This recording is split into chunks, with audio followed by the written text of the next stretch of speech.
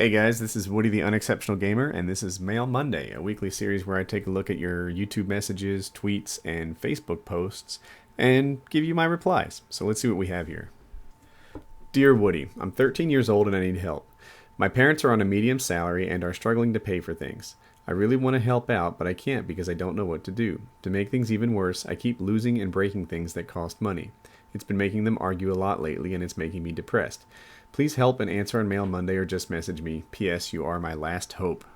Little man. I actually, as I was going through my messages this week, I saw a lot of young guys who were taking on adult responsibilities that they didn't need to be worrying about. And I think you're in that category too. It is not your job to make sure that the family has all the money that it needs. It is not your job to make sure that that everyone has food on the table, or to make sure your parents get a raise, or whatever it is that you're thinking through. This is just not your problem. If you want to make your parents' life a little easier with money, the only thing that is your job is to not act dissatisfied with your lot in life, right? Don't give your parents a hard time if you can't get, I don't know, a Leatherman jacket or a new bike or whatever, some sort of book, or just be happy with what you have. And you've done everything that your parents could possibly ask from you at 13 years old. And that's true with a whole host of subjects that are really adult responsibilities. I've gotten messages that say, how do I get my father to stop doing this? Or I'm burdened with this knowledge that my mom is doing that. And it's like, wow, so, okay, you may have imperfect parents. I get that. Not you, really. I mean, it's not earning money is not that big of a deal. But if you're a teenager, especially a young teenager like you, then I think you just need to forgive yourself, understand that this stuff is not your responsibility, and enjoy your childhood. If your parents are having money issues and they fight a lot, just I don't know. I want to say don't contribute to them. If you break things, yeah, you're 13, right? 13-year-olds break things. Would you knock over a lamp or lose your retainer? This is totally normal behavior.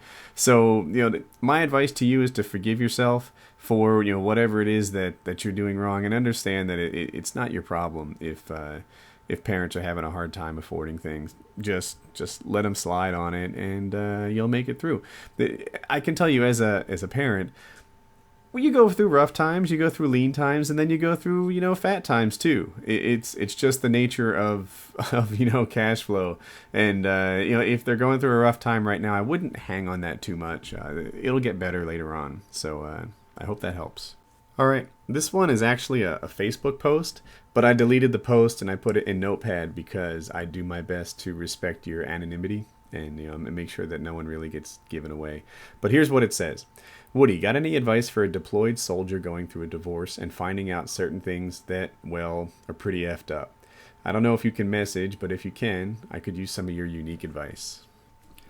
All right, so, the first thing I want to say is, I feel for you. It is incredibly hard to maintain a healthy marriage when the husband and wife are not together. And, if you're a deployed soldier, I'm going to guess that played a big role in contributing into why things went kind of wonky.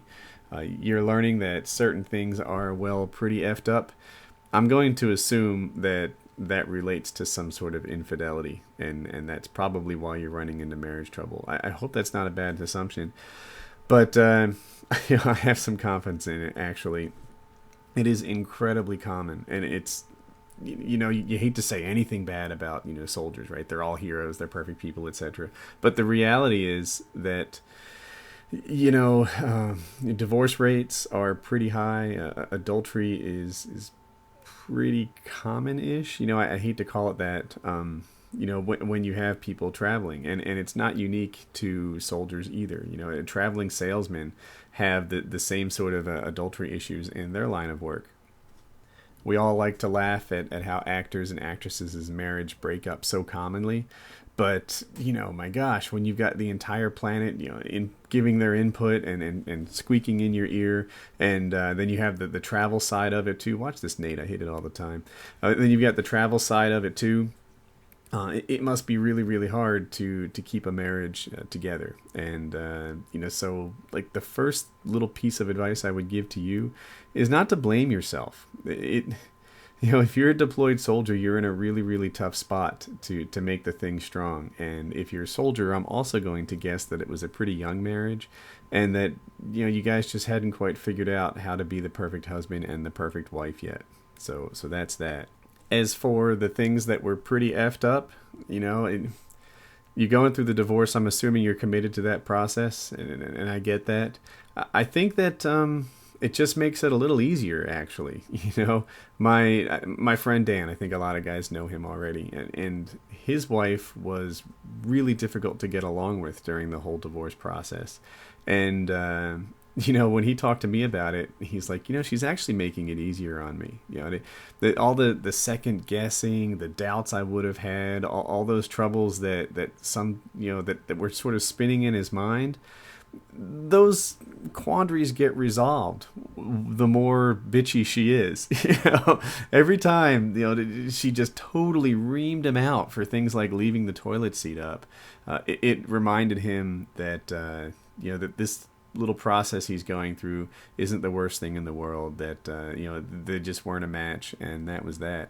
So yeah, if the marriage was kind of extra bad, just know in your heart that it makes the divorce a little less tough. It makes the divorce kind of a certain decision that was obvious, as opposed to this like heart-wrenching should we try it again, back and forth long process that some people go through. So my heart goes out to you, and I don't know what to say. It's incredibly hard to be married while you're still deploying, and you're not alone. So good luck. This one's really long, so I'm going to paraphrase it. The guy's in college.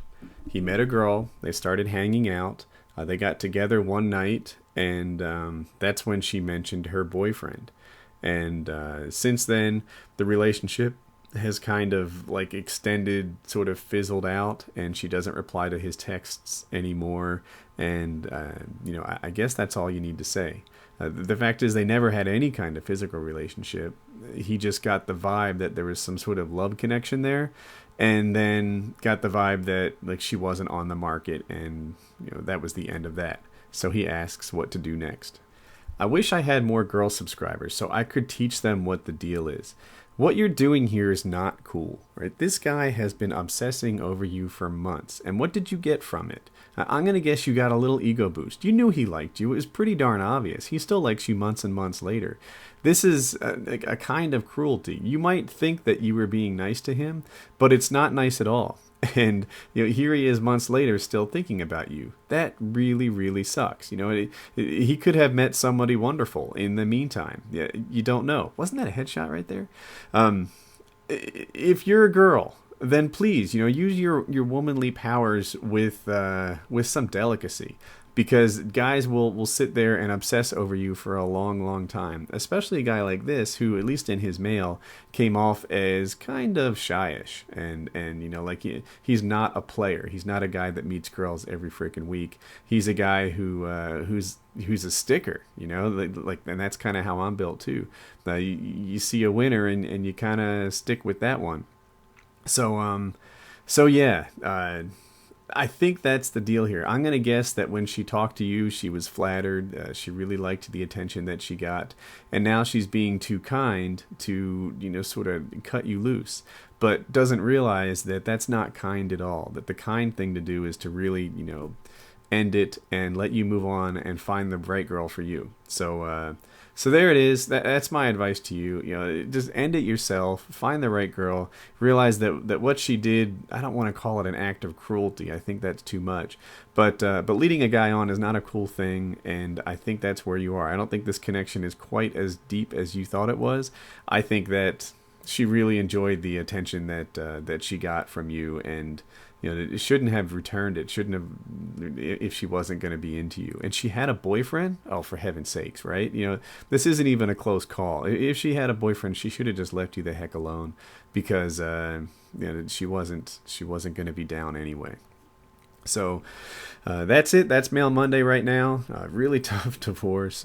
Sorry about that. A kid who's worried about money problems that really he shouldn't. He should just be enjoying himself and let his parents deal with that trouble. And a guy who got led on by a girl and hasn't cut her free. So cut her free, my friend. And that's that. All right. I always like doing these end of video things when I have especially good videos to talk about, and that's the case today. The top one is one where I actually commentate gameplay and talk about my strategies for doing well on the silo map and domination, and with the stoner, which is actually a pretty good weapon that isn't used a whole lot. It has the same fire rate as FAMAS, which I didn't know as I made it, but good weapon. So anyway, 39 KD game on silo, where I talk about how you can do the same. Let me drone on for a minute about that. I am not an amazing player, right? Any success I have has to do more with, tactics and things that anybody can copy than it does with gun skill, which comes with, years and years of gaming or competitive gaming or whatever. So when you watch one of my videos, you can do the same thing and get the same sorts of scores. So anyway, that's me playing domination on solo. The bottom one is the last commentary March Madness video. It's the finals. It's Fuzzy Otter, Balls, and Sideshow. The Sideshow. You can see right there he's singing. The Sideshow is, which is always real popular. So if you want to see the last one, the final two guys square off, it's there at the bottom. And have a good day.